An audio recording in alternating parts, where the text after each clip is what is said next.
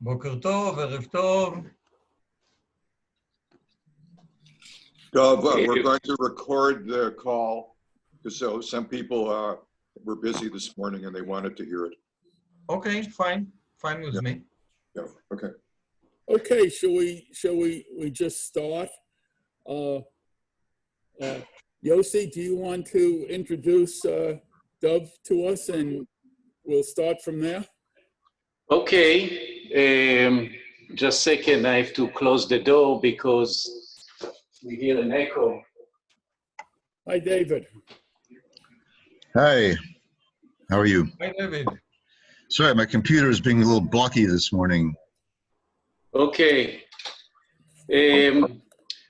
Okay, Dov, as a matter of fact, I know Dov going back all the way to a childhood and a teenager time, but I'm not going to go too much to detail about this. It's more important about what is DovKhenin. Dov, because I don't have in my hand, Jeff Warner caught me by surprise, so whatever I'll remember, and if I forgot something, please add to information that maybe I don't remember. I can introduce myself. Okay, maybe it will be even better. Okay, very good. Well, okay. Well, okay. So my name is DovKhenin. Professionally, I'm a lawyer, working for many years in issues of human rights, civil rights, workers' rights, Palestinian rights, equality. For many years, I've been involved in Israeli peace movement and anti-occupation struggle, workers' rights, human rights. I've been involved in Israeli environmentalist movement. I used to be the chairman of the Israeli Union of Environmental NGO. For the last 13 years, I've been a member of the Knesset from Hadash. You should be coming right in if you've got the right code. Dov, if you just say in 2 sentences, who's Hadash party? Not everybody in this call know who's Hadash. Jeff, okay. Mute yourself while you're talking on the side there. So, Hadash is a Jewish Arab political movement on the left of Israeli political spectrum. I was a member of the Knesset from Hadash, which is actually the most left-wing political party in Israeli parliament, in the Knesset. And in the recent Knesset that I served as a Knesset member, I used to be part of the joint list.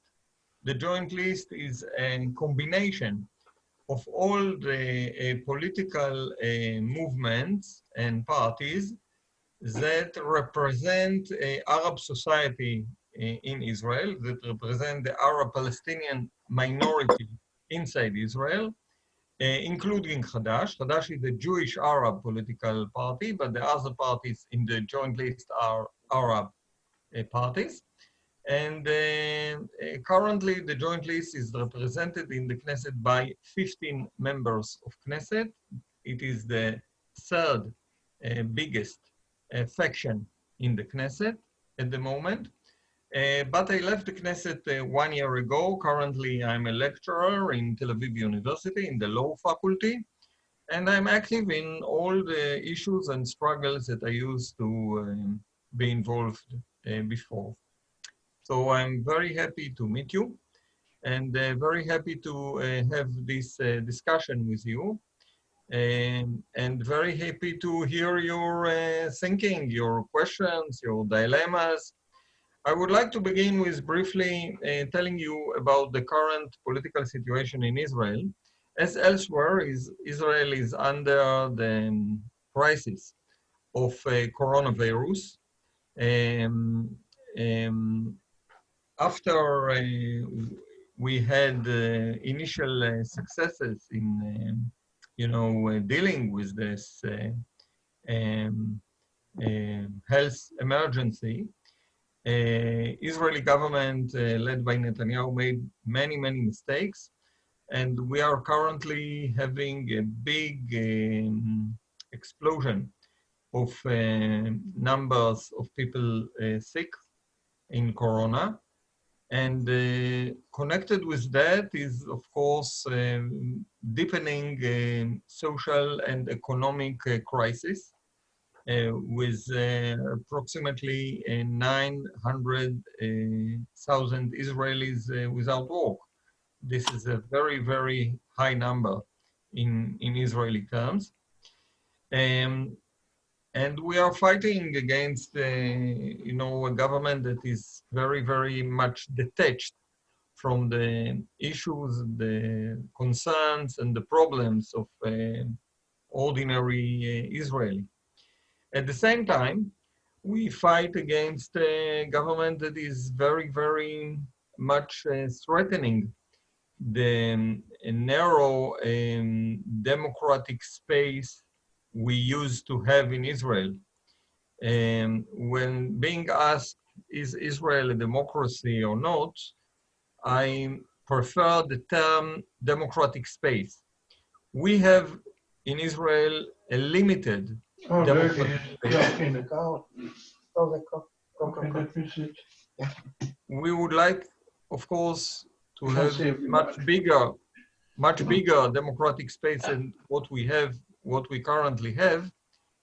But still, we have a limited democratic space, and we are fighting on every inch of this democratic space, because this is the place we can stand in, or we can stand on. And therefore, although democratic space in Israel is rather limited, we are fighting very, very hard against every attempt to narrow it further. When speaking about democratic space in Israel, of course, you know that democratic space for Arab, Palestinian citizens of Israel is even narrower than it is for Jews in Israel. We have, well-known problems of discrimination against the Arabic minority inside Israel.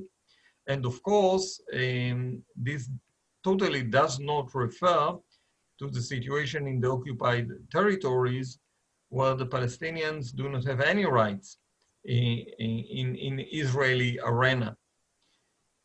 And besides that, we are fighting against the plans of our government to annex parts of the occupied West Bank. These plans of annexation are in a way part of the so-called Trump deal of the century. But that is not really a deal. It's a deal between Trump and Netanyahu, but not a deal between Israel and the Palestinians. It is a very, very dangerous plan that in a way gives Israel the ability to annex parts of the occupied West Bank with very severe implications to the Palestinians living there, because such an annexation will have immediate effects on the daily lives of Palestinians living in the annexed territories. So we are having a struggle on the social economic front. We are having a struggle on our limited democratic space against the attempt to narrow it even further. And we are fighting against the plans of annexation that in a way meant to kill every practical chance of achieving an Israeli-Palestinian peace accord in the foreseeable future. That is our general situation. What I would like to suggest is that you will ask and press me with your issues and questions so that I can better focus on the things that interest you or bother you, or things that you would like to know better or to understand better?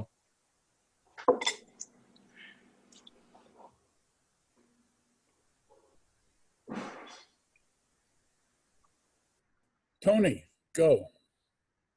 Dov, is the opposition pretty much limited to the large cities, Tel Aviv, Haifa, Jerusalem? Well, Tony, this is a very, very important question because you should know that Israeli public opinion is really divided. I think that in Israeli history, there was not a prime minister that raised such big numbers of people actually, not only not agreeing with him, but also hating him. I think that Netanyahu, in a way, broke the record. However, while there is a very big number of Israelis that oppose Netanyahu, actually in the recent election, this was the majority. Most Israelis voted for parties that said, that promised not to sit together with Netanyahu. 62 out of 120 members of Knesset, according to what they promised, to the promises being made to Israeli public opinion. However, there is also the other half of Israelis, approximately half, a bit less than half, of people that are still following Netanyahu till recently. And as you said in your question, opposition to Netanyahu is mainly concentrated not only in Tel Aviv, but in Tel Aviv and some other areas of more, I would say, affluent Israelis, mainly Ashkenazim, while support for Netanyahu is very strong in Israeli periphery. Israeli periphery, aside, of course, of the Arab-Palestinian periphery. The Arab-Palestinian periphery voted for the joint list, and that is against Netanyahu. But if you speak about Jewish periphery, not only geographical periphery, but also social periphery, then this will be the places where you will find a bigger support for Netanyahu, mainly among Mizrahim, that is Jews coming from Islamic countries. And mainly from more, I would say, people with more religious tendencies. While the secular population opposes Netanyahu, people with more religious tendencies tend to support him. The big question we have at the moment is whether this situation we have now of a very severe social and economic crisis, will this situation change this, I would say, structure of Israeli political arena? And I think that we can see, I would say, preliminary signs that the base of support for Netanyahu is being eroded because of the social and economic crisis. Yossi.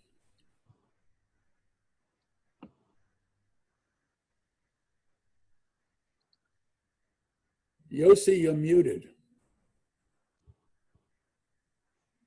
Here in the United States, among different people who involved on the Israeli-Palestinian issue, there's quite a debate that's going for a while. And some people came to the conclusion that the idea of two states is already dead. And the direction need to go is to have a full equality for all the people who live between the Jordan River and the Mediterranean. a full equality and full citizenships. I know that this debate is not so sharp in Israel like in the United States. And my question to you is two-state is really dead, or there is still hope to have this peace between Israel and Palestinians, which based on a Palestinian states, I mean, a viable, not Trump so-called states, but viable Palestinian state alongside Israel. If you give us a little bit understanding if this is still the perspective and if it's and to explain why this is the viable solution. Well, thank you for your question. I think it is a very, very important question. And of course, we are fighting an uphill struggle in Israel to achieve Israeli-Palestinian peace. I will not try to tell you that this is an easy thing. It is an uphill struggle. We do have a lot of obstacles ahead of us. But let us speak very objectively. I'm not sure how familiar are you with the situation in Israel. But I assume that you are very familiar with the situation in the United States and the world at large.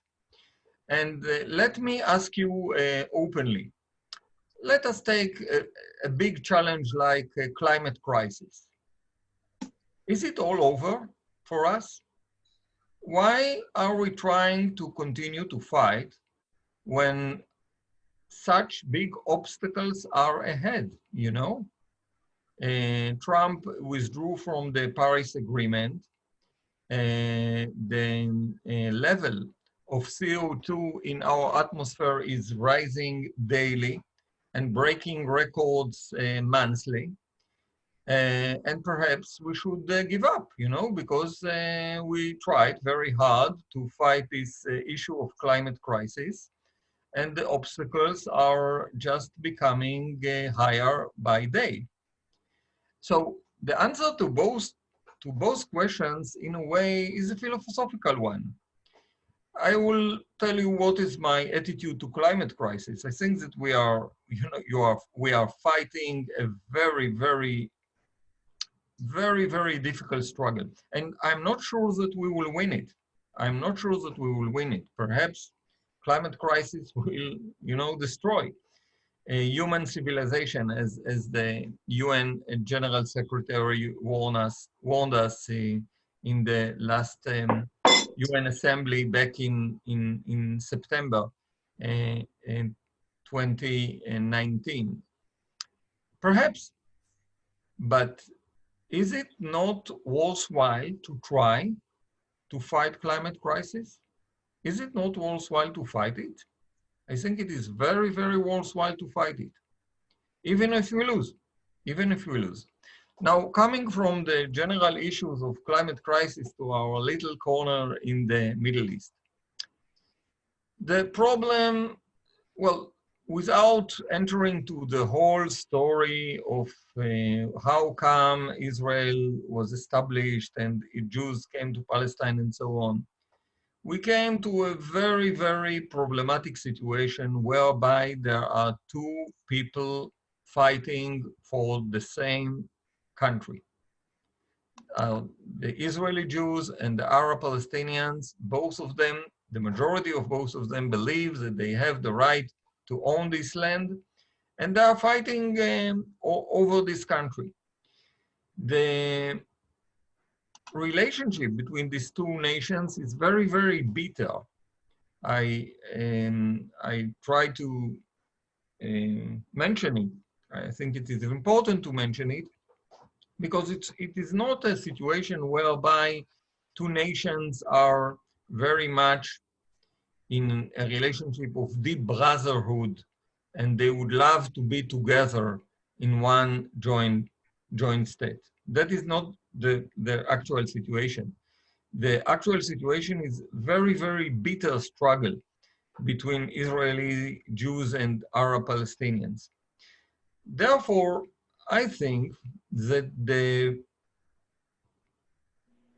best way to deal with this issue, it's not the absolute just way, you know, in abstract, terms that each nation will have the right of self-determination for itself. That is the idea of two states for the two nations. Self-determination was the basis of the historic UN resolution back in 1947. Back then, the UN decided to divide Palestine, the historic Palestine, into two states. I would like to mention you that in the then so-called Jewish state, which later became to be Israel, the number of Jews in that state was approximately 600,000, and the number of Palestinians in that state, the Jewish state, was approximately similar, 600,000. That was the numbers back in 1947, speaking about the Jewish state, not speaking about the Palestinian state that was to be established alongside the Jewish state. But the principle was that there are two nations and each one of them should have the right for self-determination. Self-determination is something that is recognized by international law as a basic right of nations. So the Israeli Jews fulfilled the right for self-determination and established the state of Israel. The Palestinians were denied that right, and they are still fighting to have the right to self-determination and to establish their own Palestinian state.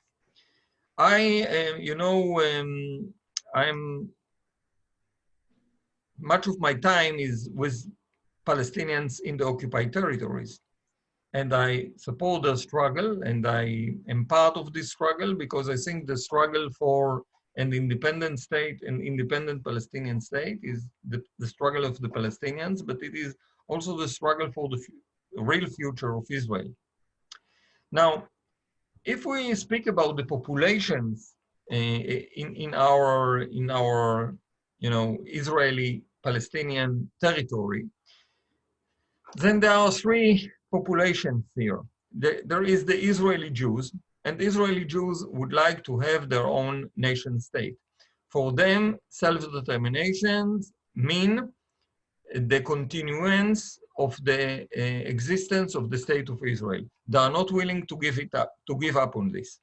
Perhaps there are people elsewhere that would like to persuade the Israelis to give up the existence of Israel, but I would like to tell you very openly that I do not see any real chance of anyone trying to succeed to persuade the Israelis to give up the existence of Israel. This is one population in our, Israeli-Palestinian arena. Now there are the Palestinians in the occupied territories. I speak with them. I meet with them. Recently, I headed the delegation of former members of Knesset to Jericho, and we met with members of the Palestinian leadership there. They are fighting for their independence. They are fighting for their independence, for their own independent Palestinian state. Now, perhaps someone of you believes that you can persuade them to give up on their struggle for independence and to persuade them to join alongside the Israelis in one combined state. I think that the chances for this are actually very, very slim. There is a third population, very, very interesting one, of Arab Palestinians who are also Israeli citizens. I know this population very well. I represented them in the Knesset as part of the joint list. They are part of the Palestinian people. They support the struggle of the Palestinian people to have self-determination and a free Palestinian state. But at the very same time, they are very keen to keep their Israeli citizenship. They became, in a way, hybrid, in a way, because their nationality is Palestinian.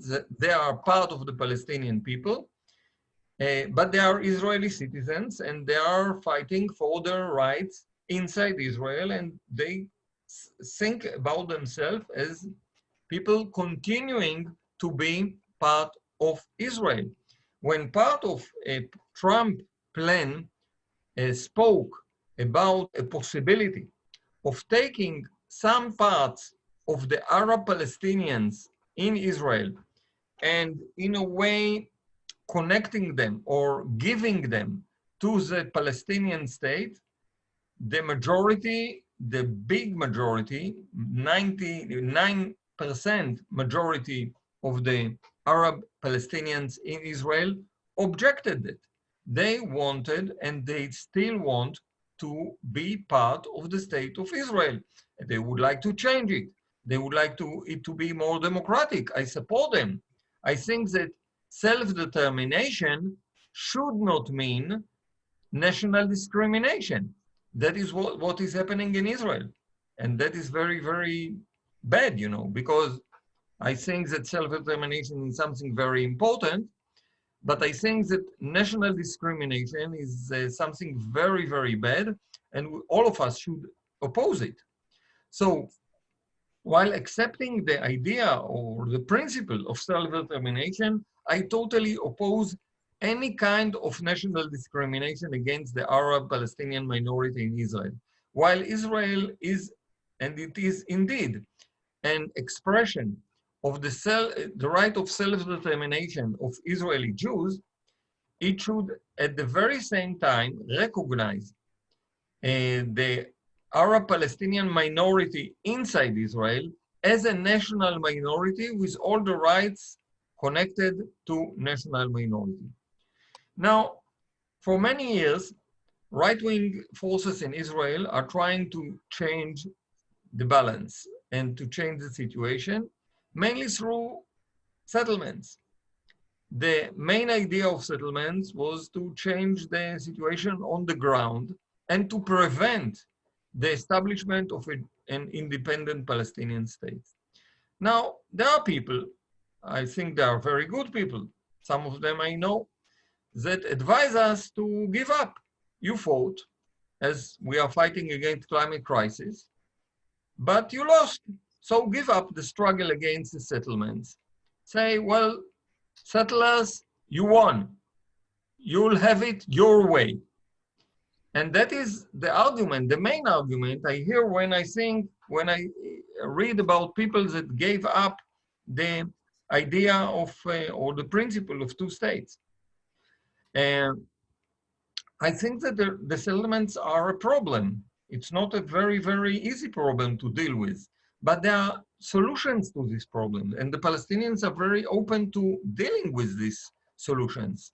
For example, in the draft of what is called the Geneva Accord, there was a Palestinian agreement to a SWIFT in territory that will enable Israel to keep the big majority of settlements while giving the Palestinians parallel territory of sovereign Israel in a swap. That is one solution of possible dealing with this issue of the settlements. There are other ideas of how to deal with this because this is not very easy thing to deal. And we should be very, very innovative if we would like to have a solution of the bitter conflict between Israelis and Palestinians. But we should solve it. We should not give up and give in. We should solve it and not withdraw from the basic idea of two nations having their own national rights, their own possibility of having political self-determination. Therefore, I think that the idea of giving up or giving in on two states is wrong. I think that the alternative is something imaginary. I think that this state will not be democratic. It will not be a state that will live in peace. I think that the conflict will be inside the state between the Jews and the Arab Palestinians, because this is not a solution to anything. This is just giving up on the only solution we can think about. But I know that this is an open question. So if someone would like to challenge me and go on with this debate, I think it is very, very important. We should conduct it very openly.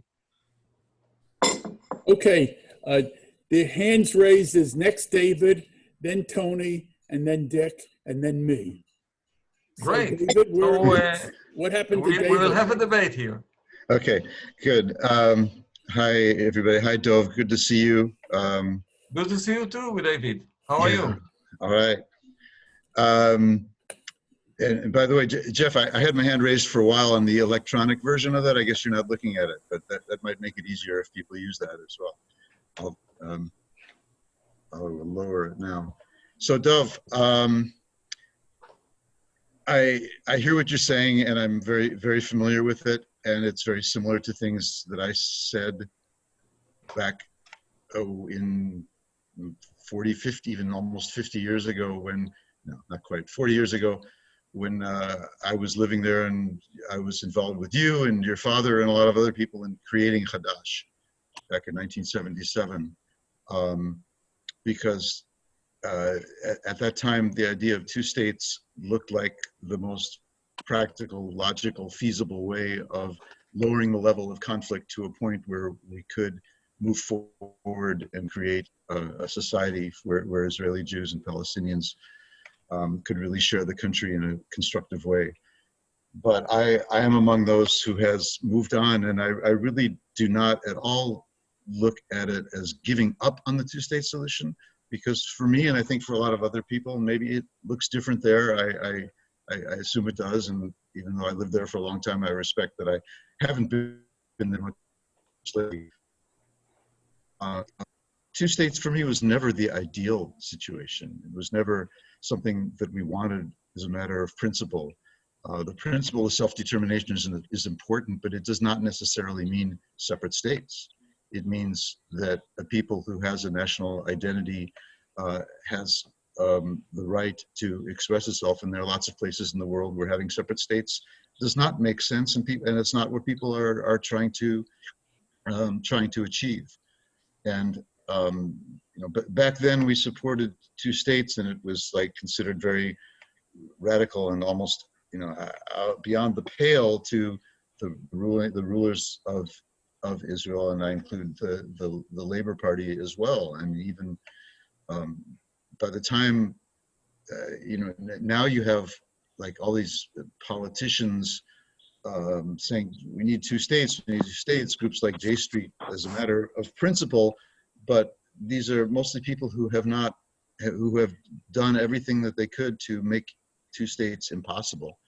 And I look at it rather as, I mean, and one other important thing when you mentioned the different portions of the Palestinian population, the one portion you didn't mention is really the largest of all, which is the refugees and their descendants who live outside any part of Palestine, or who live in refugee camps in the West Bank or Gaza, who are not being allowed to go back to their homes. And one of the problems with two states is that it kind of, you know, not 100% necessarily, but it really pretty much rules out anything where a significant number of Palestinians would be able to exercise that right, which is a clear right under international law to return to their homes. So you know, it's just because two states has seems so daunting, so difficult, and I think we probably agree that it has, I agree, it does not mean that one joint state where everybody has equal rights is going to be easy, or it's around the corner. But you've probably seen Peter Beinart's piece from last week, which I think, you know, despite some issues and some flaws, is very important in saying a lot of the things that I'm saying now, and especially saying that, well, the whole idea of people sharing a country and having fighting for equal rights is actually something that when it comes down to it feels more attractive and more inspiring than this whole what really is a complication, was always a complication of having two states, which requires this horrible separation, and has become even more difficult and more horrible now when you have walls and you have the 700,000 settlers and all that stuff. I don't, yeah, I see what you mean by that we're maybe giving up on the idea of two states, but maybe that's a good thing. Maybe it's not. Maybe it's giving up on something that was not so great to begin with and has now become so impossible that we really need to look for alternatives. And yeah, of course, it's not going to be easy, but there are other peoples and other places and times where folks have managed to find a joint existence together. And I think that one final comment, I think that Beinart overstates the strength in the past of that part of even the Zionist movement that favored a binational state or a single state, but it was there. It's not so totally out of place that we shouldn't consider it. And in fact, I've come to the conclusion that really that's the main thing that we need to start fighting for. So there is the response to what you said. Thanks. Thank you, David, for your comments and your questions. I think they are very, very important. And what I would like to stress is that while I still very much adhere to the principle of two states, I think that we should understand it in a very flexible way. And there are very, very interesting developments in Israeli leftist circles dealing with this issue. We should keep the principle of self-determination, and self-determination, as you said, David, is the right of the particular nation to choose for itself. If Israelis and Palestinians were willing to choose to live together in peace, so I'm totally with you, David, if that was their choice. But that is not the current situation. It's very, very far away from that. Goose. And if we keep the principle of self-determination, then we should, on this basis, create flexible mechanisms of translating it to reality. Two states does not mean walls and separation. Fat boy. That is something that we can agree on. I will not like to see a peace accord between Israel and Palestine based on wall and a firewall separation between Israelis and Palestinians. That is not the idea at all. One of the most interesting initiatives that was created in Israeli left in the recent years is called... We're not starting till 11. Randy, mute somebody needs to mute their microphone. So one of the most interesting initiatives created in Israeli left in the recent years is called Two States, One Homeland. And this initiative, I advise you to read about it. It's a very, very interesting one. It says that the basic principle is that everyone in this country have deep connections to every place in this country. For example, my family has real connections to Hebron because part of it was in the ancient Jewish communities that used to live in Hebron till 1929. At the same time, there are many, many Palestinians that are attached to Jaffa or to Haifa, places that they were expelled from in 1948. So the idea is basically that there will be two states while recognizing the connection between the Palestinians and the whole of Palestine, and the Israelis and to the whole of Eretz Israel. And there are mechanisms in this, concept of how Palestinian refugees can keep their relationship to Israel and to the places they had before the establishment of Israel, while keeping the majority of the settlers in their homes as part of the Palestinian state. I will not like to enter into the details because if this idea interests you, I think it is better, Yossi, to invite someone of the initiator of this concept, perhaps Meron Rapoport or Oren Iftachel, to discuss with you the details. But this is, to my mind, it is a very interesting and innovative way of dealing flexibly with the idea of two states without giving up the principle of self-determination to two nations, while dealing with the very complicated issues of both settlements on the one side and Palestinian refugees on the other. Dick, I think you're up next. Okay, let me.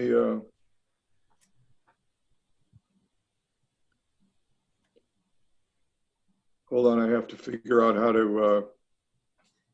Okay, is my sound on? Yes. Yes, I hear Okay. you. Dov, my question is about the United States. We have two political parties that basically support an apartheid state. We have Trump, who's unabashed about it, and we have the Democrats led by Biden, who refuse to impose any kind of sanctions on Israel for its practices. So what do you suggest? How do we deal with this? I mean, with the United States having such a giant role in the Middle East and Israel, and two parties that support the status quo, we're kind of in a weak position. Well, that is again a very, very important question and a very important issue, because whatever is happening in our country is very much connected with American politics.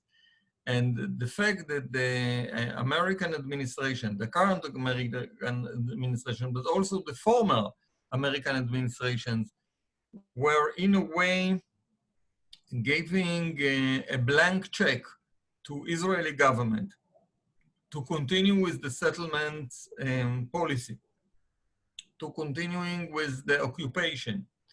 That is what makes all these things really feasible. Therefore, I think that if you would like to see a change in Israel, I think that struggle in the United States is extremely important. Now, I'm not an expert on American politics, but from my place in Israel, I see some signs of change.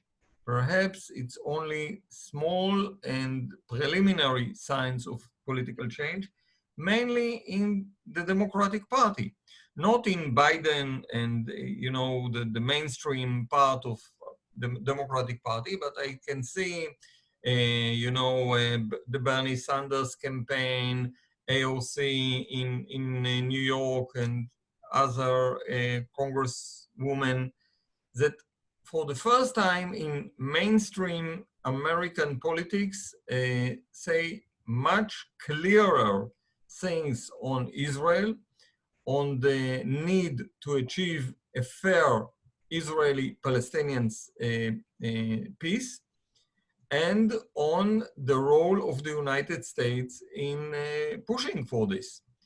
Now, I'm not really an expert, again, on American politics, and I'm not sure that these new voices have enough inner force inside the Democratic Party.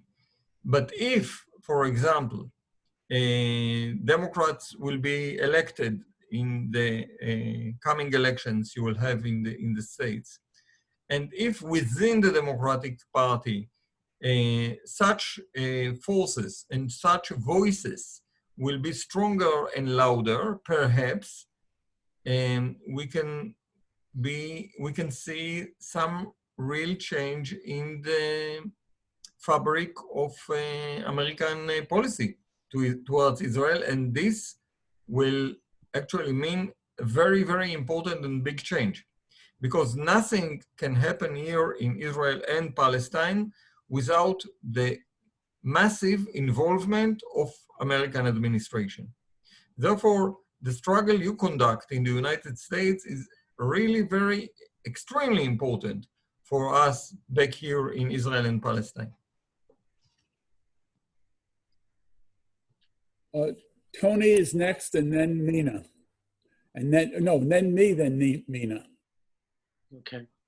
Dov, you know, you addressed somewhat the matter of expropriation of resources and property when you talked about the alternate two states, one homeland situation. And David certainly addressed the matter of population and the return of the rights under international law for many, many Palestinians to return if they wanted to. But you can't have a viable state without resources and without business opportunities. Israel, in effect, controls everything. The Palestinians have no airport, for example. They have no harbor. They have no way of getting commerce in and out. And when you talk about the settlements, all of the settlements, as everyone knows, since we're all pretty well educated here, have also been a very clear attempt to expropriate Palestinian resources, water, agricultural land. Those settlements are in fact permanent, but there's no suggestion whatsoever in anything that I have seen about a two-state solution of a redress of these inequalities.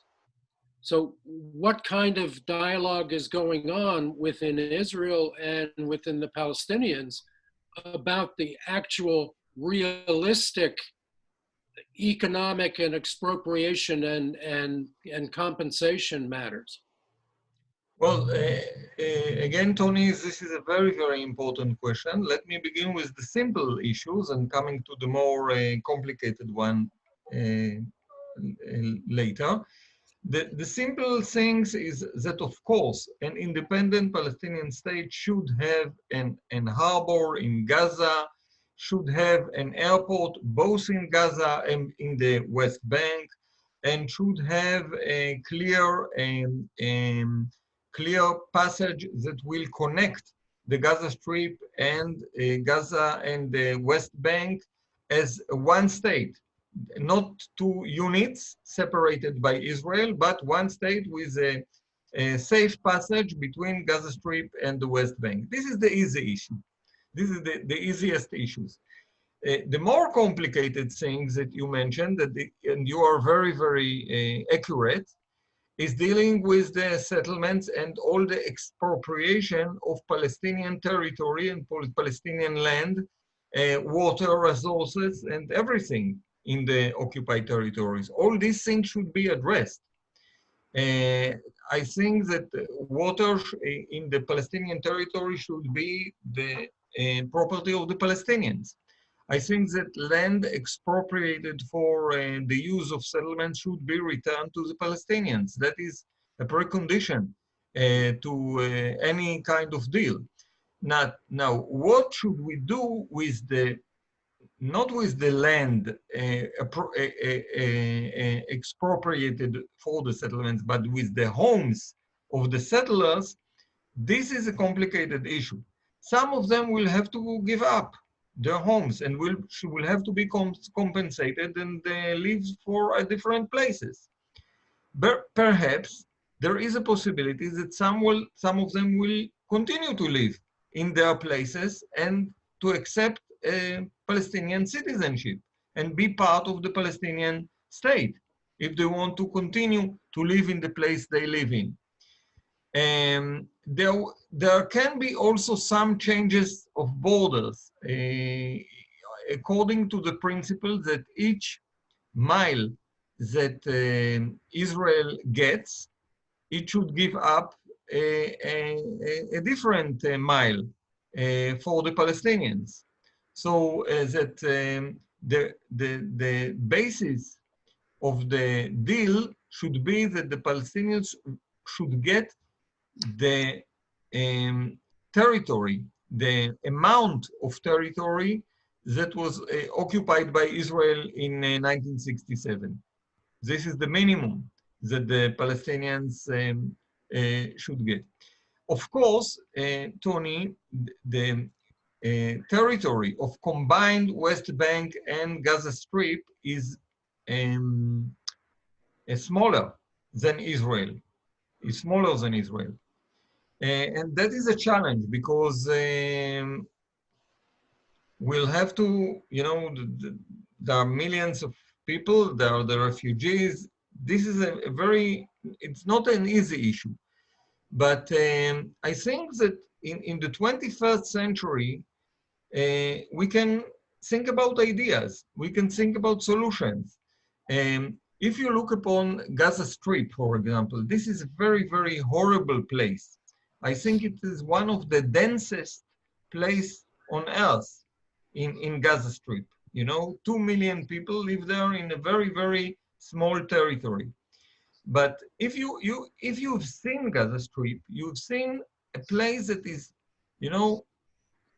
totally not planned in any rational manner. So people are very dense there, but if the planning and the infrastructure and the city like Gaza will be planned and rebuild according to modern principles of urban planning, then people can live there even in a dense situation.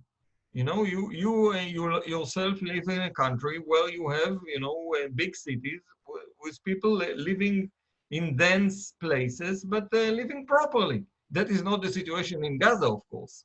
Not because of the density, because of the conditions, the horrible conditions. We should change the horrible conditions. Well, not to mention the absolute destruction of infrastructure, which Israel has continued over the past 20 years. Surely, of course. So what we would like to get is to change all these issues. We would like to change the issue of the permanent destruction of infrastructures and homes for the Palestinians in Gaza in these escalating circles of wars all the time. We would like to get a lot of money to the Palestinian territories in order to people to rehabilitate themselves and the territories and their ability to develop there. There is a lot of money that should be spent there. But if you think about the huge sums of money that Israel spends each year on security, on war, then we have this money. The big question is, on what should we spend it? If we will spend it on Palestinian development, that is a wise spending because it is spending in their future, in our own future. Mm-hmm. If you spend it on wars, then that is a waste.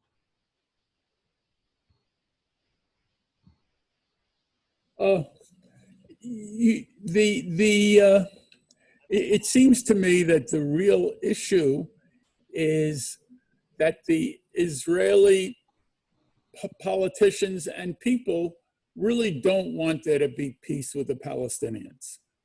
And because if they wanted to, there are a lot of smart people, they could have figured out how to do it a long time ago. So the question I ask to you is, what will it take to get the Israeli politicians and people to recognize that they have a duty or they have to make peace with the Palestinian people? Thank you, Jeff, for this question, because I think that the key, as elsewhere in the world, is not only to speak to people of high morals, because people of high morals, while they are very, very important part of the population, they are a small minority in each society. what we should try to do, and we are trying to do it, is to persuade Israelis that this is their own interest to achieve peace. And I do believe that this is their own interest. You know, if you speak historically, if we get an historical perspective, then Israel, after more than 70 years after being established, is still a country or a state in a war situation. Our future is not safe. It's really not safe. And the only security we can really achieve is through a peace deal with our neighbors. That is, you know, the only objective way of thinking. Because otherwise, if we want get a deal and achieve a deal with our neighbors, we will have additional wars. And Israel is a very, very strong state. It can win. But if we want to achieve a deal with our neighbors, after this war will come another one, and another one, and another one. There are hundreds of millions of Arabs and Palestinians around us. If we want to get into a deal, then at last there will be a war whereby Israel will lose and probably will not exist anymore. Therefore, it is the basic national interest of Israelis to get into a just and fair peace accord with the Palestinians and the Arab world at large. Now, speaking about Israeli leaders, Jeff, I think that you are right. I think that Israeli leaders are not really interested in peace and in achieving a deal with the Palestinians. Speaking about the public opinion in Israel, I think that the situation is a bit more complicated. I think that most Israelis, as I get it, would like to have peace, and even would like to have a two-states solution. That is what the public opinion polls in Israel tells us. However, most Israelis do not believe that such a thing is achievable. They do not believe that such a thing is achievable, mostly because that is what Israeli leaders told them. Not only leaders from the right wing, but also leaders from Labour Party. It was the late Prime Minister Ehud Barak who conducted peace talks with Yasser Arafat back in 2000 in the United States, and came back to tell Israeli public that I offered him have everything and he was not willing to take. That is what Ehud Barak told Israeli public opinion, not what Netanyahu told Israeli public opinion. Therefore, Barak said at the time that there is no Palestinian partner for peace. Now, if the so-called left in Israel tells Israeli public opinion that there is no Palestinian partner for peace, then what Israelis should get from this? That the right wing is correct and everyone wants to kill us and want to destroy the state of Israel. And therefore, we should unite and fight for the future of our state. And Barak, in a way, made a huge damage to the issue of peace and to the political basis of Israeli peace forces. We are still paying the price for this very, very big problem he created. Mina and then Tirza. Hi, Dov. So I'm an Israeli American now. I've been here for a while, not too long. So I'll speak in English. But I have very strong connections and I keep going back and so on. My feeling is that the main problem is the big change in Israeli demography. So the settlers is one issue, and that of course has a political inclination to it. But also, there is a huge rise in the amount of traditional people and Haredi people. And of course, that affects also the education system. And I think the word peace has really, peace, democracy, all this has been blurred, and it's not part of the everyday agenda of people in Israel, and definitely not among the young people. So I have children, they are in the United States, and therefore I'm here. But if I talk to children of my friends in Israel, they don't care about politics. They don't care about all these issues we care for or we cared for. And it has the whole ethos of the state has changed big time and deteriorated in a huge way after the assassination of Rabin. So something fundamental has changed in the mindset of people, and therefore I think this is the main issue for the left to come up with a discourse that will attract these people, the mainstream, who has long become disillusioned and maybe also desperate about the solution. That's my feeling. What can you help us? Well, Mina, first of all, you described the things that really happen and that are part of the developments in Israeli political arena. There is a growing number of Haredim in Israel. That is correct. Most of them are aligned at the moment with the right-wing forces in Israel. But I think that demography is not the key issue. For example, I'll give you my own family. Both my grandfathers and my grandmothers, all four of them, were Haredim. Well, I know. So if demography was the issue, so I came from a Haredi family, so I should be part of the right wing. But that is not the situation. And even with people who continue to be Haredim, there are new tendencies, very, very interesting, of Haredim more critical to the national project or small factions, but important and interesting ones.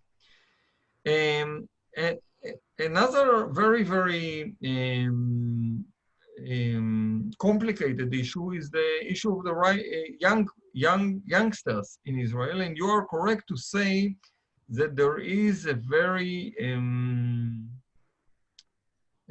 I would say, a trend, a very strong trend of apolitical and, not dealing with politics and the crisis of politics and so on. I think this is not only an Israeli phenomenon. I think it's happening also elsewhere in the world. And this is a challenge for us. This is indeed a challenge for us.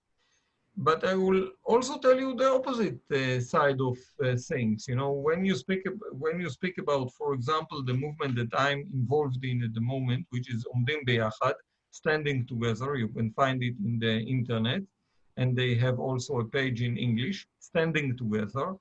This is a joint Jewish Arab movement active in Israel. Most of the members of Standing Together are very young people.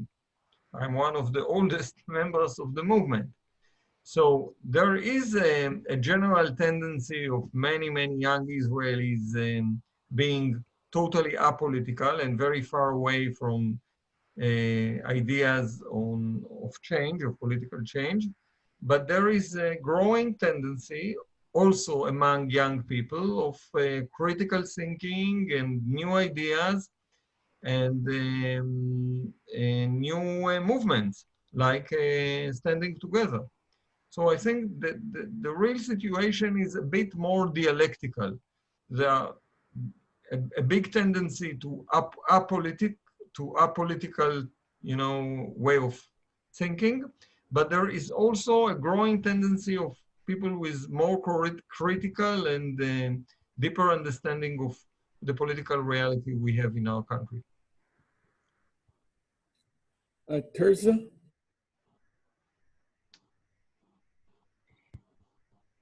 Hi, Dov. I'm also, came from Israel. I happen to be Yossi's wife.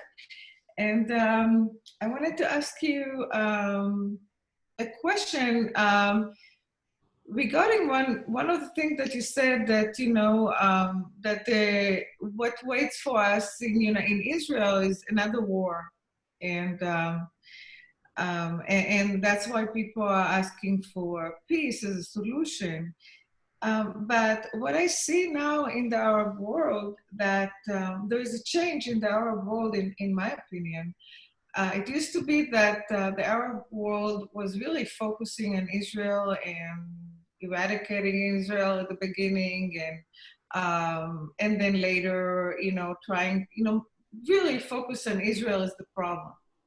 And it looked like it evolved to be a power struggle right now, a power struggle between the Iranian forces versus the Saudi forces. And Israel is a sideshow.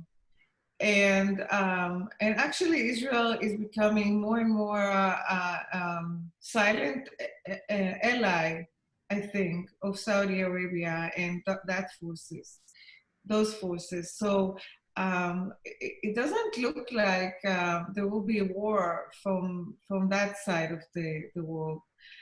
So that if we think about the whole struggle, that whole power struggle that goes now in the Arab world,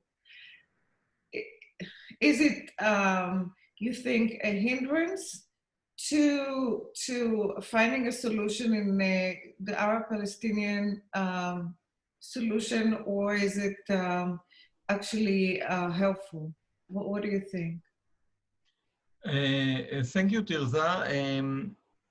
First of all, you're right. There are many other issues in the Arabic arena and in the Middle Eastern arena. And the issue of, the relations between the Saudians and the other Gulf countries and Iran is a very important one. However, the Palestinian wound is an open wound. It is open wound. It is, it is not solved. This is an open issue. And this issue can be suppressed for some time, but it will raise. The Palestinians will not accept a situation whereby they will be under occupation. So they will struggle, they will fight. And this fight can escalate. It can begin in Gaza Strip, but it can, come also to Lebanon or to Syria. And it can create also a regional war. So the fact that there are also other contradictions in the Middle East, for example, the contradiction between the Saudis and the Iranians, do not erase the importance of the contradiction of the existing open wound of the Palestinian issue and the Palestinian problem. And therefore, I think that without dealing with this issue, we surely will have more wars. It can be small wars against Gaza.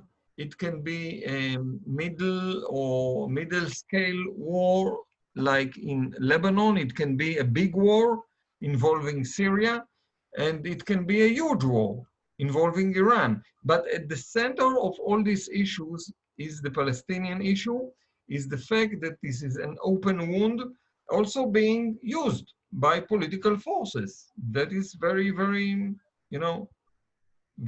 logical. Because if this is an open issue, then political forces will use it for their own political benefit. Thank you.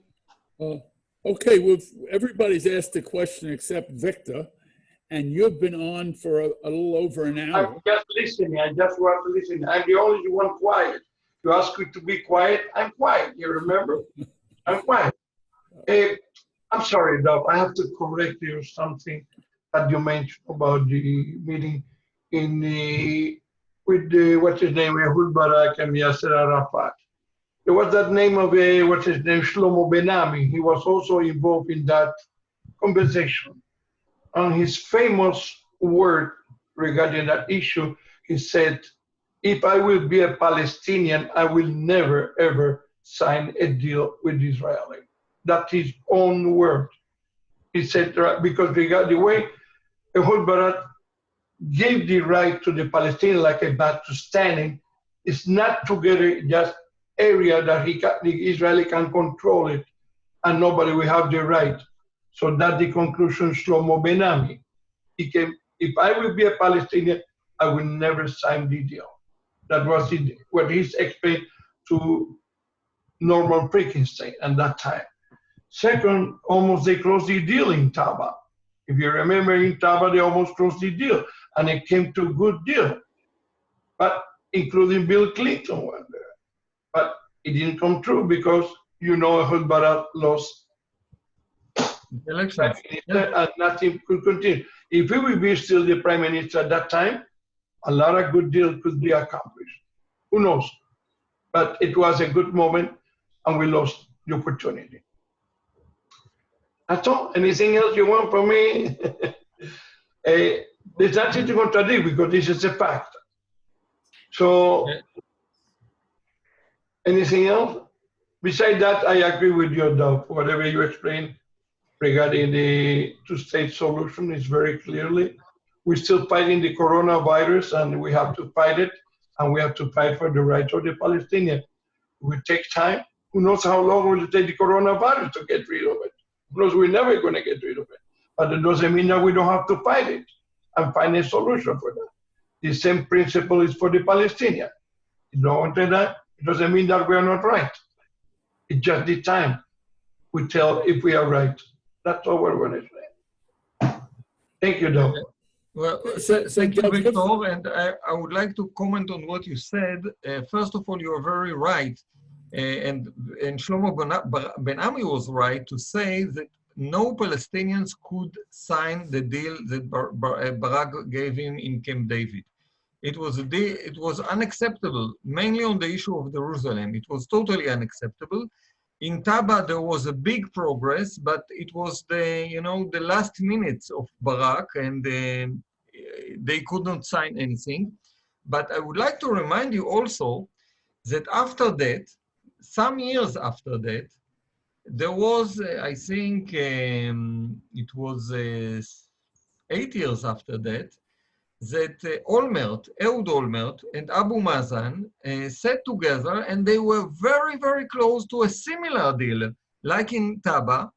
And again, it was not held because at the time, Olmert was under criminal investigation. It was his last moments as a prime minister and it was not possible to seal the deal. However, when Taba was over, everyone in our political camp in Israel were very depressed. We said, well, we failed in Taba, perhaps there will be tens of years will pass till we reach such an opportunity again. And only 8 years passed and the same opportunity happened once more with Ehud Olmert. Now, at the moment we have Benjamin Netanyahu, who is totally far away from any idea of justice to the Palestinians and very far away from any idea of peace with the Arabs. So we have to get rid of Netanyahu, but with the hope of having someone better than him that will be able to come back to the principles of Taba or the principles of the Olmert-Abu Mazen accord. That is what we will try to achieve. We need to be persistent. That's the idea. Okay, Dov, thank you. You've been on for over an hour, and that's sort of what the contract was, but everybody, I'm sure, will have a second round of questions if you will stay with us. So let me have you the opportunity of very important questions and very quick answers. if someone have an important question. Well, I'll start a second round since no one has a hand up. And that is, you've spoken a lot about nationalism, but very little really about equality. And those are sort of the two things that should push this whole conversation forward. Maybe you can talk a little bit about equality. Very important, and thank you for your comment. Well, first of all, I think that all of you know, and if you don't know, then this is the proper time to mention it. I'm a socialist, so I'm totally for equality. Nationalism for me is not the most important thing. It is secondary to the idea of creating social progress and social change and a more just society. But I totally understand that when people are stuck very, very deep in the mud of wars on national issues, the prospect of social change is very much, I would say, weaker. So for me, dealing with the national issue and solving the national problem does not mean that through this settlement, we achieve a just society. Political settlement between nations did not achieve justice in the whole history of humanity. That is not the purpose of political settlement. Political settlement. Dov, can you please repeat that last sentence? Yes, political settlement that ends national conflict does not create justice. Does not create justice. It ends a conflict, and that is very important. But in order to achieve justice, you have to change society. Let me give you a very clear example. South Africa. The solution reached in South Africa, abolishing the apartheid, was very, very important one. Did it achieve a just society in South Africa? Very far from it. This is a horrible society in South Africa. Horrible society of deep inequality between rich and poor, between white and black people. However, the abolishment of apartheid was very important in order to create a basis for a better basis for the struggle for political and social change in South Africa. Therefore, when I speak about Israeli-Palestinian peace, I do not speak about paradise. I speak about a political solution that will create better possibility to continue the fight for a just society, both in Israel and in Palestine.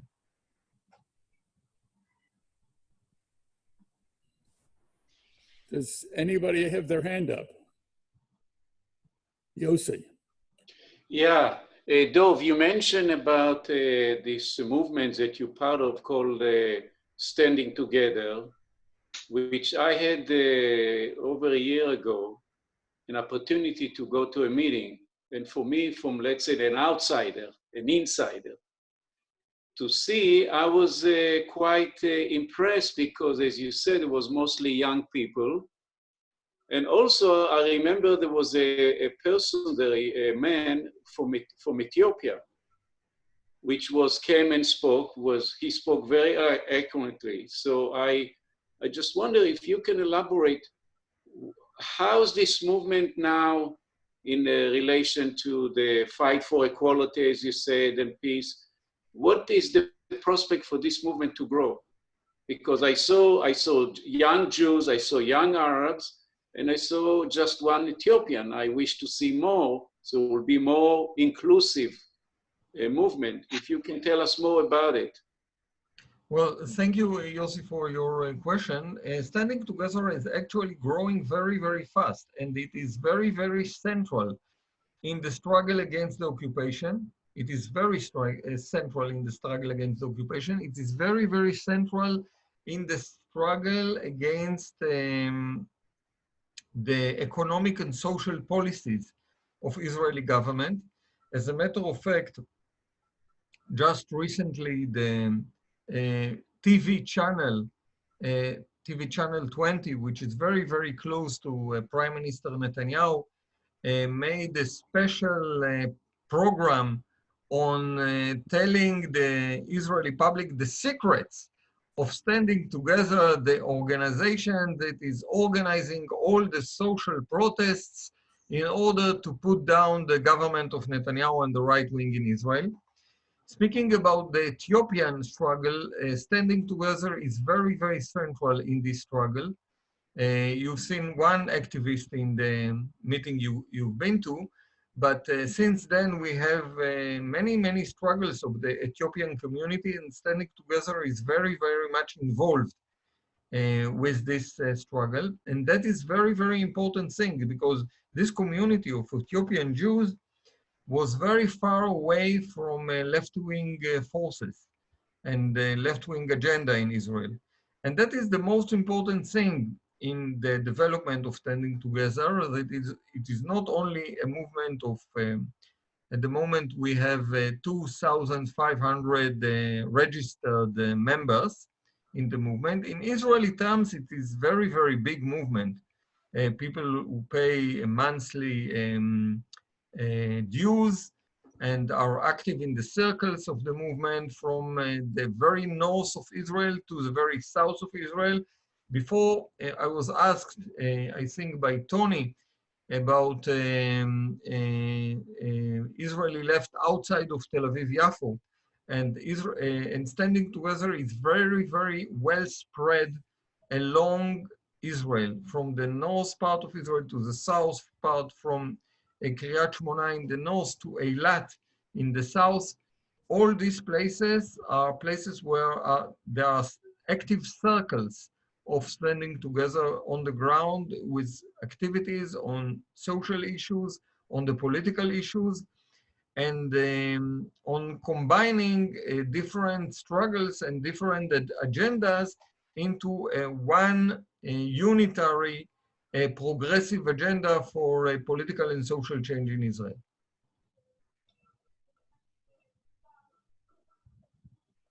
So if you are interested, you are very much welcome to follow the Facebook page of Omdim B'Yachad in Hebrew. Well, if someone knows Hebrew, then that is the best way. It's in Hebrew and Arabic. Every time it's in Hebrew and Arabic. So it's the Hebrew or Arabic page of Standing Together. Or there is also an English website and English Facebook page of Standing Together. You can follow. Terza. Okay, quick question. You mentioned before that 99% of the Israeli Arabs would like to stay in Israel, and if there will be a Palestinian state, they would not want to join the Palestinian state. And I actually talked to a friend of ours that is an Israeli Arab, and he said the same thing, and I was really surprised, because I thought they would want to be part of the Palestinian state. So I heard his reasons, but I'm wondering, what do you hear? What kind of reasons people are giving you for wanting to stay in Israel, stay citizens of Israel, and not citizens of the Palestinian state? Well, I think that the most important reason is that while they are part of the Palestinian nation and part of the Palestinian issue, and they're very much identified with their own people, they are also very much part of Israeli society. For example, when I come to an Israeli hospital, I will meet an Arab-Palestinian doctor and an Arab-Palestinian nurse. When I come to the university, I will meet Arab-Palestinian students alongside Israeli Jewish students. When I go in Tel Aviv, Tel Aviv is mainly a Jewish state, a Jewish city, not many Arab. not many Arab states, yes, not many Arabs in Should Tel become a Aviv. state. But when I go to the bus, I go on the bus to ride the bus in Tel Aviv, then the driver is an Arab, Palestinian. So they are very much part and parcel of Israeli society, as well as being part of their own nation, Palestinian nation. That is the complexity. But at the very same time, they are Palestinians, but they are also citizens of Israel, and they're part of Israeli society. So do you think it's mainly economic reason? Not think only. Basil, maybe Basil can answer it also. No, it's not only an economic issue. There is the economic issue also, but it's not only an economic issue. You cannot separate them because they are part of everything. You know, this is a society that Arab minorities an integral part of it. You Well, cannot. it's a good sign.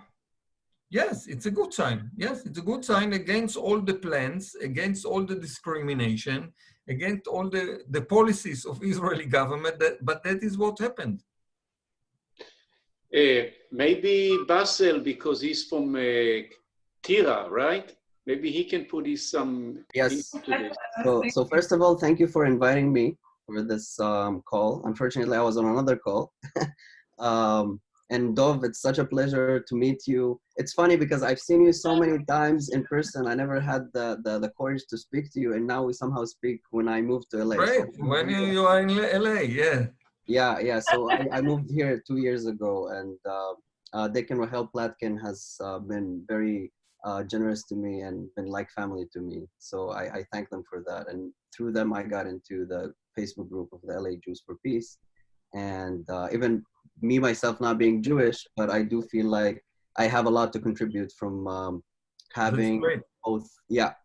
So I grew up in Tira, and I moved to Jerusalem, to a mixed school, Yassa, if you've heard of it, where we basically it's everyone from all around the country, the Israeli state. So you have Druze people, you have Palestinian Christians, you have Palestinian Muslims, you have Jewish Ashkenazi, you have North African, Swana, Jewish. So you have the whole mixture.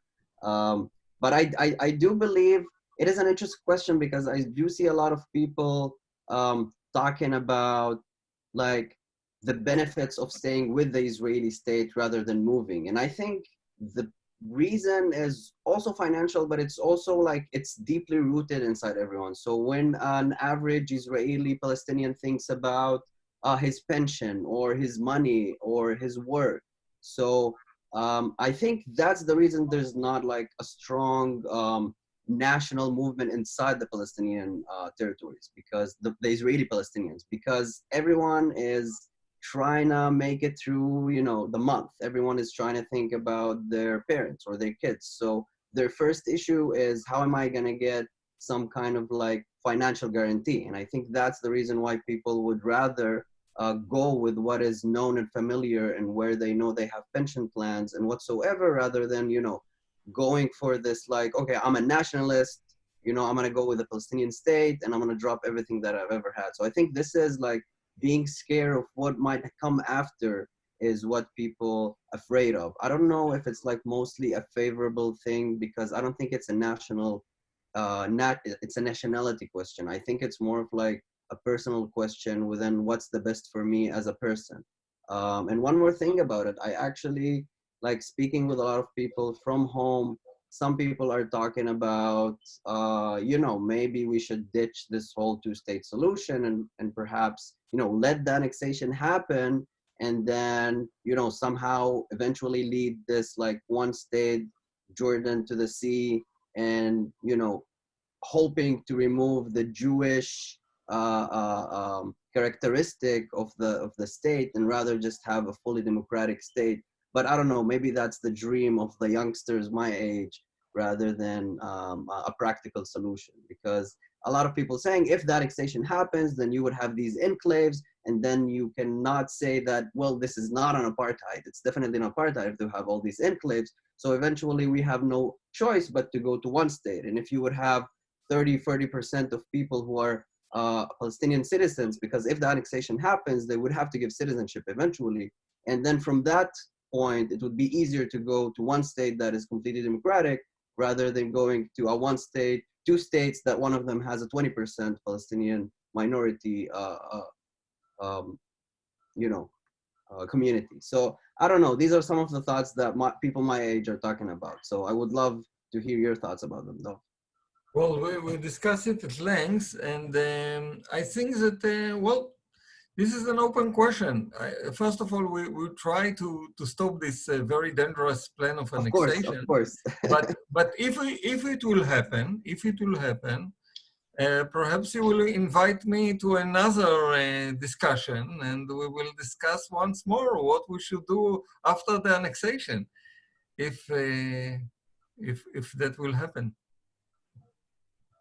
Yeah.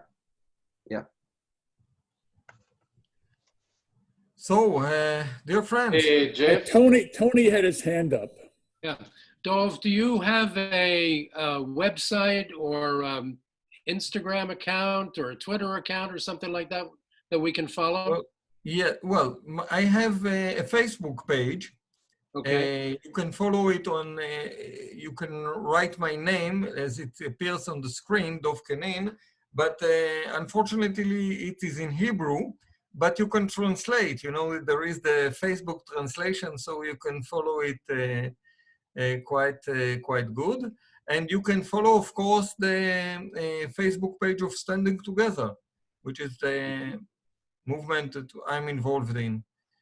So once again, thank you, Jeff and Yossi, for having this discussion.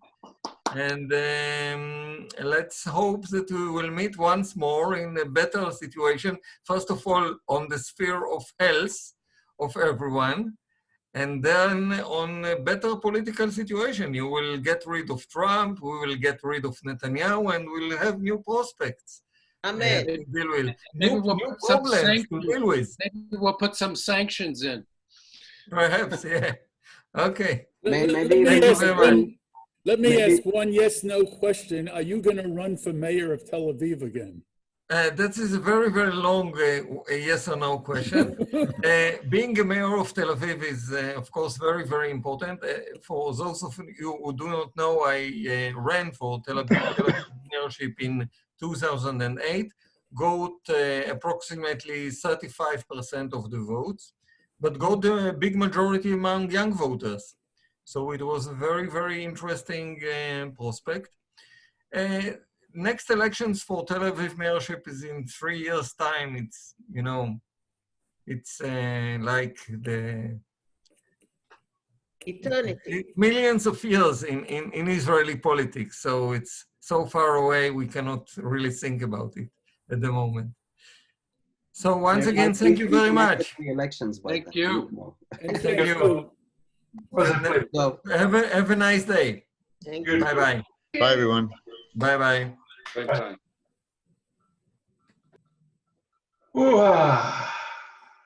Anybody want to say something? Jeff, you want to say something?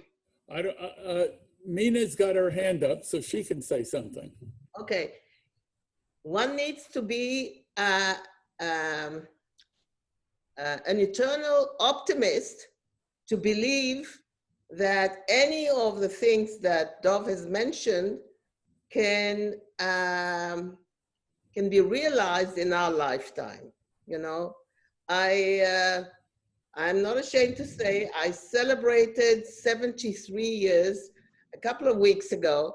I've been living here for 12 years. My heart is there. I grew up there, etc. I've been through all the horrible times. And since 67, being a young student, I understood that we are heading into big trouble. I never bought into the euphoria that happened in Israel. And I specifically asked about the demographics because this tribal society and certain tribes that have increased tremendously, and their way of thinking is very different to my tribe. We are shrinking. If you were in Israel, you were all part of my tribe. our numbers are extremely shrinking. And therefore, the chances of having any major change in our lifetime is wishful thinking. And I've given up, you know, I think, but I don't know what will happen. We can keep talking about it. Activism is very important. I believe in activism, but I also believe in being realistic. I don't think there's any realistic possibility in Israel because of the demographics for any resolution of dividing the states, exchanging territories, moving population. It won't happen. There's no support for it because those factions have become extremely powerful. The settlers were next to nothing. I can tell you, even my son was in the army. He's 45 now. So he was in the army in the early 90s. He was in a top command, a top elite unit. He met settlers there. Those settlers that 10, 20 years beforehand wouldn't even come close to fighting units. You have to understand these were the religious ones or the ideology, the people who had an ideology and were yeshiva buchas. They never went to the army. They changed their policy in order to influence Israeli society. And I've witnessed it not only through my son's service, but also in many, many articles I've been reading in Haaretz at the time living in Israel. So you have to understand that the power grab comes from the right wing, the religious, and the settlers. They're all together. This is Bibi's bloc. Therefore, they're able to maintain the current policies, unfortunately. And we are shrinking. Tutsa. Okay, you know, when we talk about two-state solution, and I'm basically going back to what Basil said, one of the things that you said, Basil, is exactly what a lot of people are afraid in Israel. And it's the main thing people are afraid of. One of the ideas going to two-state or going to one state? One state. Yeah. And one of the reasons we said that we want two-state is one state is the Jewish state, or whatever it is, Israel, which is the Jewish state, with equality to Arabs, but it's important for them to have a state that has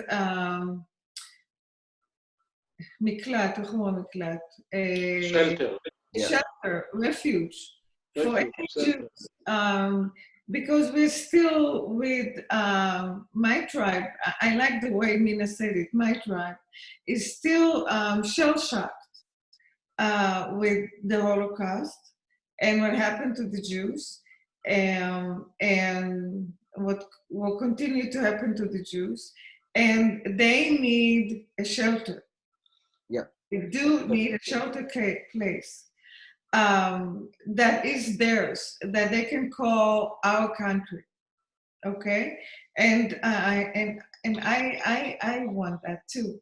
You know, I'm part of that tribe, and that's why I think it's very important to have a country for the Arabs, you know, for the Palestinians.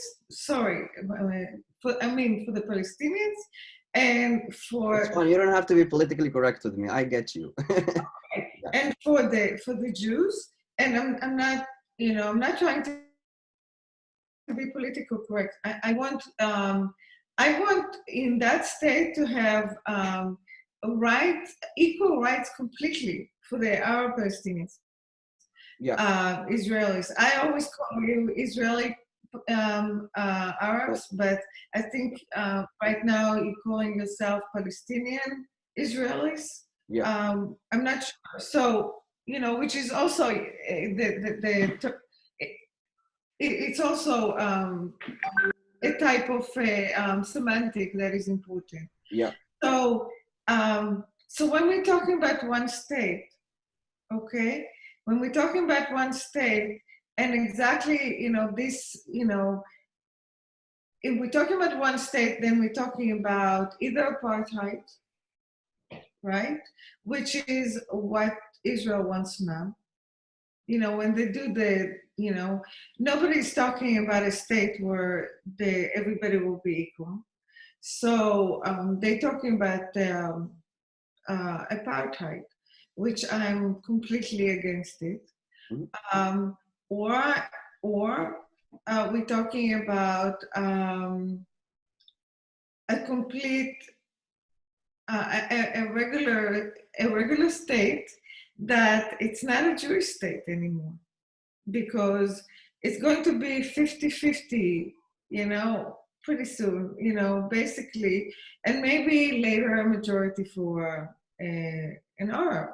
And this is exactly what you're talking about, that it will start with what it is today, but it will be pretty soon. And that's frightening for my tribe, because a lot of Jews lived in countries that were a minority, either Arabs or not Arabs. Actually, in the Arab countries, it many times were better than in the Christian countries, but still, it was a minority. They were not equal. They could not get the same jobs. It was not a shelter place. They could not control who can come and can go, and all that. And it's a problem for my tribe. So that's why I'm seeing both solution of both ways of the one state as a big problem. Yeah. Apartheid is terrible. Therefore, there's no solution at this point. Yossi? Yeah.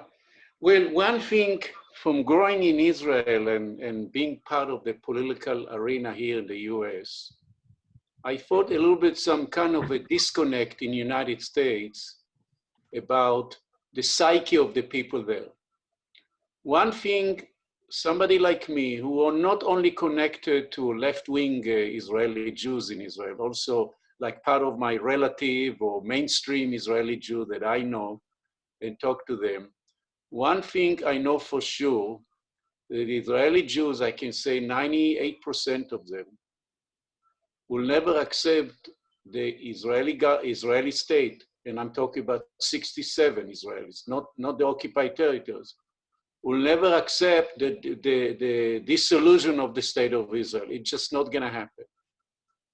Any government in Israel, even if it will be left center, even will be run by Meretz party, which is another wishful thinking, will not dissolve the state of Israel. It's just a wishful thinking. It's not gonna happen. The same way like United States will not dissolve itself for the sake of justice. Yossi, what? When you say dissolve the state of Israel, what do you mean? Because It means that the Israeli government said, we are now giving up the states, we're calling the Palestinians, let's negotiate and have a joint government between Jordan River to the sea, and there is no more state of Israel as we know it. They're not going to do this. This is a political psyche of what's happening in Israeli society.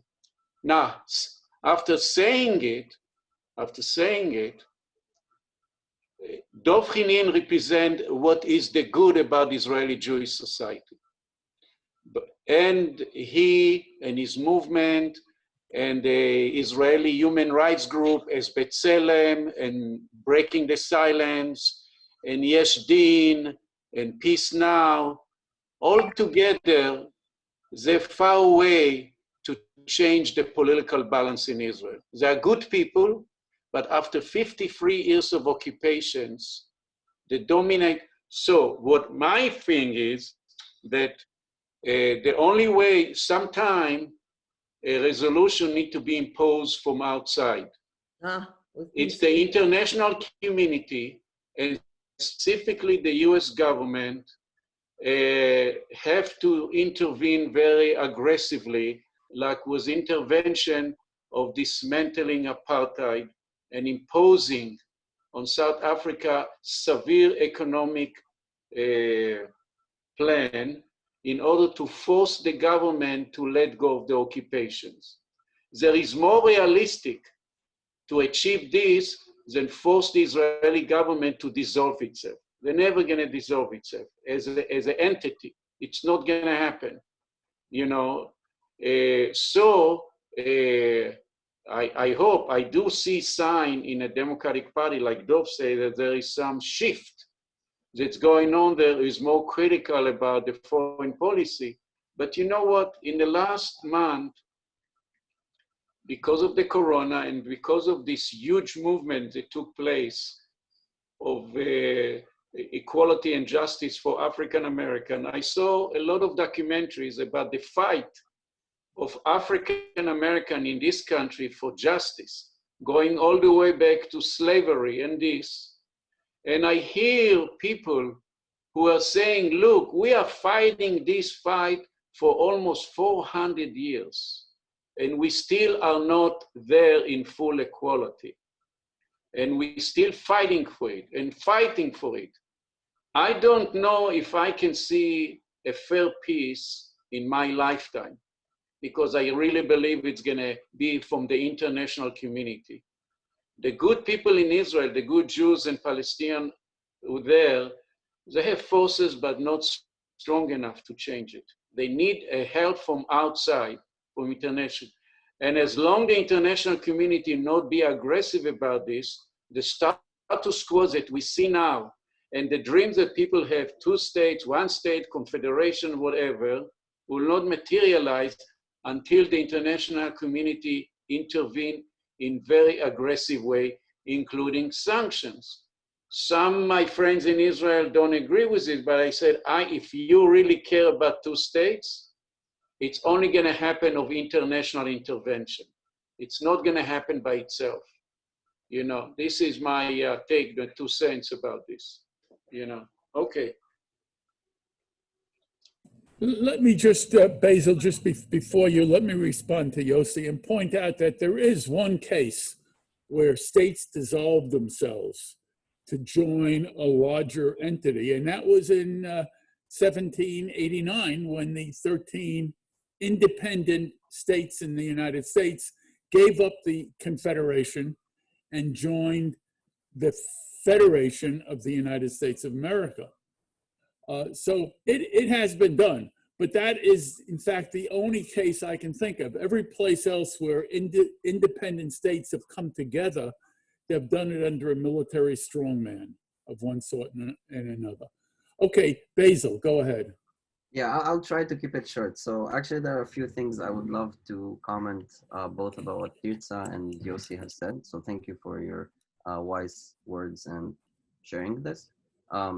The first thing is actually related to what Jeff was just mentioning, is that when even thinking about the solution that exists today, I feel like there are much more solutions we can explore, because this tribe thing, I don't necessarily agree with, because it's not the same anymore. It's not Palestinian and Jewish Israelis anymore. You have a lot of people in between that like me, that identify as Palestinian Israelis. And if I will add one more comment about Arab Israelis. So I used to call myself an Arab Israeli for so long, but since I moved here, I realized there's so many other people that can fit the Israeli Arab hat, which can also include Jews. That's why, for example, my Yemeni friends, who their parents speak completely Arabic and they live in the Israeli territories, as far as I'm concerned, they're also Israeli Arabs, but they're Jewish. They're not Muslim. So as far as I'm concerned, a Palestinian does not equal an Arab Israeli, because it's just something else. It's something within it. Palestinian people are ethnical group. They're not necessarily Arab. Arab is something much bigger. It can include Yemeni, Moroccans, you know, Southwest Asia, North Africa. There's a lot of Arabs. So that's why this whole tribal thing, it's changing all the time. A Palestinian who grows up in Tel Aviv has completely different set of values than a Palestinian growing up in Ramallah, than a Palestinian growing up in Gaza. So I don't know if we can put them all in these little tribes on one hand, and on the other hand, they don't seem to want to unite, because a lot of my Israeli Jewish friends, if I tell them, well, you speak Arabic and you're from Morocco, so are you Arab? They probably would be upset at me, and they would be, no, you're Arab, you're Palestinian, we're not Arabs, we're Jewish. And I think that's one of the problems, that it's so dynamic. People are not thinking the same. Like the two-state solution is not the same anymore. It's like in the past 10 years, it changed so much for people my age. People my age, I know Jewish people my age, Israelis, they identify as Syrians because their family is origin from Syria. So they say, I'm a Jewish Syrian Israeli. Like, I don't know if you guys are exposed to these things, but these are a lot of like cultural, social movements that are happening now. And I can give you some pointers because I have friends who started this kind of like small movement within the Burning Man, and we brought people from all over the MENA region. We brought people from Lebanon, from Jordan, from Egypt, and we're kind of discussing all kind of like looking forward solutions that are not political, because we are less concerned with politics. We are more concerned with social activism. And the thing about the state, so when I talk about one state, it's not necessarily means that we have to take the Jewish characteristic out of it.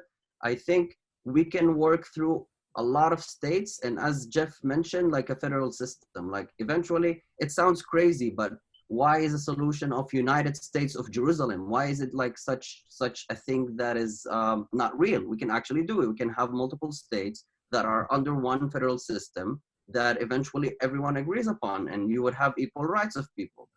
But I think the problem right now with having like a Jewish democratic states and not a democratic Jewish state is the inequality that exists there. And you know, I grew up, I met so many Jewish people doing Aliyah, coming from Brazil, while I knew that my cousin who lives in Nablus could not visit me because he has to go so many checkpoints, and they usually let him go home.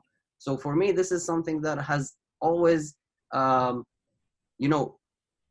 annoyed me, that like, okay, right to return, why aren't we getting this? Why are they calling us citizen if I can visit my cousin who's like literally 20 kilometers from there?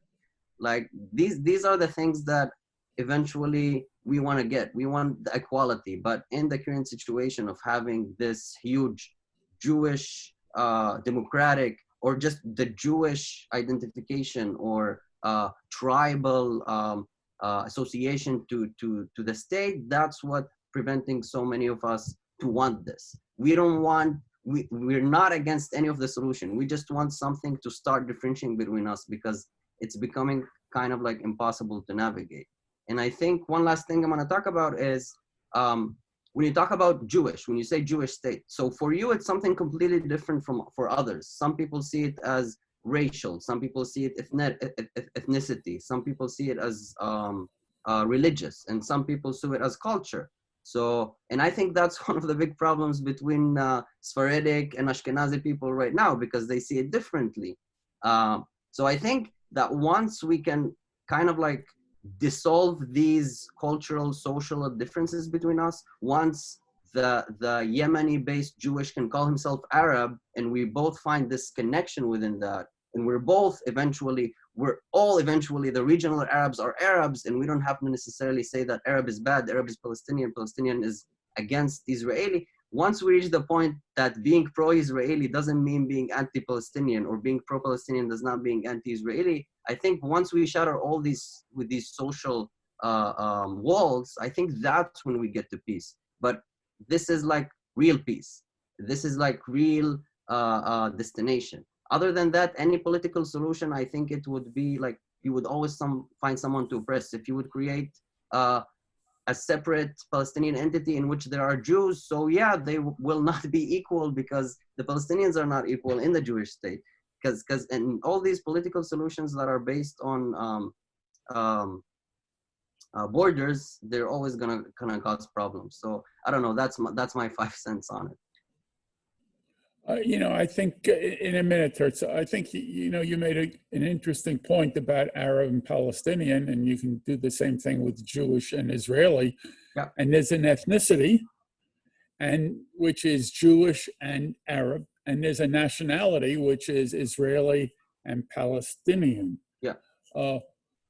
It frankly is confusing. And Jewish and Muslim is religion. So you have Jewish in 3 different definitions. And I think that's what's causing a lot of confusion for people that are even... Well, you can actually simplify it by having nationality and ethnicity is both culture and religion, and sort of goes together. Tertza. I think because of the history and because all the nations make the Jews as a nation, because, you know, the Jews were not accepted many times. Even in the Muslim countries, the Jews were not always accepted. I think that Basil, you probably know way better than me when it comes to the Arab world and when it comes to the Palestinian world. I think I know better than you when it comes to the Jewish world. I was married to my first marriage. I was married to a person, a guy that was his father was from Syria and his mother was from Yemen. So basically my daughter's a mixture of Yemen, Syrian, and Austrian, okay? Because my parents are from Austria. I don't think my father-in-law ever thought of himself as Syrian. You know, his ethnicity was Jewish. I don't see it Jewish as religion because I'm not religious at all, but I still see myself as part of this nation. So I guess it's a nationality more because the religion doesn't say anything to me. And so are my kids. I go to Israel and I meet a lot of friends of my friends and their kids. And I must say, and I always in touch with them, and no one that, you know, and I have a lot that Mizrahi. And actually, no one will say that they are Arab, okay? They will not. Maybe you found some here, but I didn't meet one. Actually not here. Sorry to interrupt you, but the people I tell you about, and I definitely understand that the identity has changed a lot, even in the past, like, I don't know. I'm talking about now. Yeah, and I'm also referring to people who are part of the group we did, the Cosmic Camels, that we have, like, people now living in Israel, people that have ancestry that comes from Arab countries, and they do identify as Arab. So that's I think the point. We are actually hitting both the point that you said. We both seem to know the same type of people. Some of them do identify as Arabs. Some people don't identify as Arabs. And as you said, that as what you see Jewish as a nationality, I totally respect that and I understand you. But this does not necessarily what others feel. And that's what I'm telling you. That my problem is that I see so many different diversity, and it's not diversity in how the identity is set. Is it like nationality-based, culture-based, social-based, religion-based? And it's so mixed that I can't even put the pin on what are the majority saying. Because you're saying one thing, other people who are, I'm talking just about inside Israel. I'm not talking about the last 2 years of people who I met here, which are, you know, American Palestinians, Jewish Americans that are not Israelis, Israeli Jewish, or Israeli Jewish Americans. Like, there's so much, so many people.